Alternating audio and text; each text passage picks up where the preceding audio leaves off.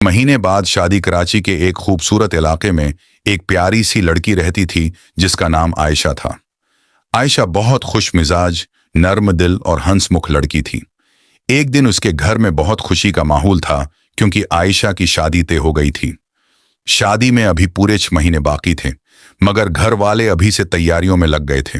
आयशा की अम्मी रोज कहती थी, बेटा वक्त बहुत जल्दी गुजर जाता है, अभी से तैयारी शुरू कर लेते हैं। आयशा हंसकर बोलती, आमी अभी तो बहुत वक्त है, लेकिन अंदर ही अंदर वो भी बहुत खुश थी। इसे अपने ख्वाबों की शादी का बेहद इंतजार था। एक दिन आयशा की बेहतरीन दोस्त ज़ोया उसके घर आई। ज़ोया बहुत शरारती और बातूनी लड़की थी। उसने आते ही कहा, चलो आयशा, आज हम शादी की शॉपिंग शुरू करते हैं। आयशा खुश हो गई। दोनों ने जल्दी से तैयार होकर बाजार जाने का फैसला किया। आयशा ने हल्के गुलाबी रंग का सूट पहना और ज़ोया ने आसमानी रंग की फराक। दोनों बहुत प्यारी लग रही थीं। बाजार में बहुत रौनक थी। हर तरफ रोशनी, रंग बरंगे कपड़े और खूबसूरत ज्वेलरी चमक रही थी। आयशा की आंखें खुशी से चमक उठीं।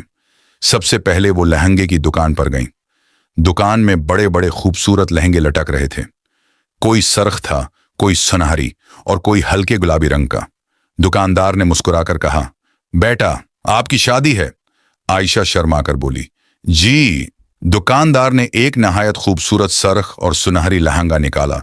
इस पर चमकते हुए मोती और खूबसूरत कढ़ाई थी।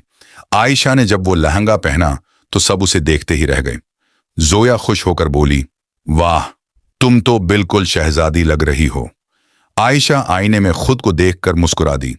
यही वो लहंगा था जिसका उसने हमेशा ख्वाब देखा था। इसके बाद दोनों जूतों की दुकान पर गईं। वहां हर किस्म के सैंडल और जूते मौजूद थे। कुछ बहुत ऊंची हैल वाले थे और कुछ नर्म और आरामदेह। आयशा ने एक चमकते हुए सुनहरी जूते पसंद किए, मगर जब उसने पहनकर चलने की कोशिश की तो वो फिसल गई। ज़ोया जोर जोर से हंसने लगी, अरे शहजादी, शादी से पहले ही गिर जाओगी क्या? आयशा भी हंस पड़ी। फिर उसने आरामदेह मगर खूबसूरत जूते खरीद लिए। शॉपिंग के दौरान दोनों ने आइस क्रीम भी खाई।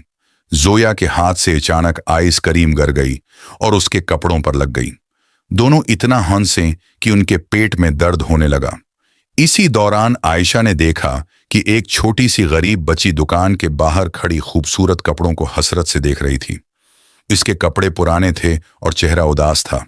आयशा फौरन उसके पास गई और प्यार से बोली, क्या हुआ, तुम उदास क्यों हो?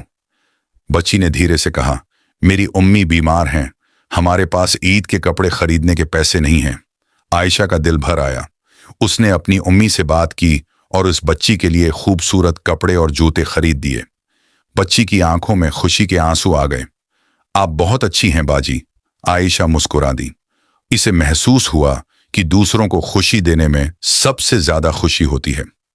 घर वापस आकर आयशा ने सबको शॉपिंग दिखाई।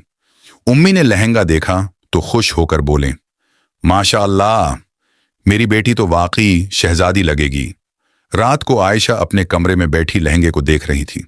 वो बहुत खुश थी, मगर उसके दिल में इस गरीब बच्ची की दुआ भी गूंज रही थी।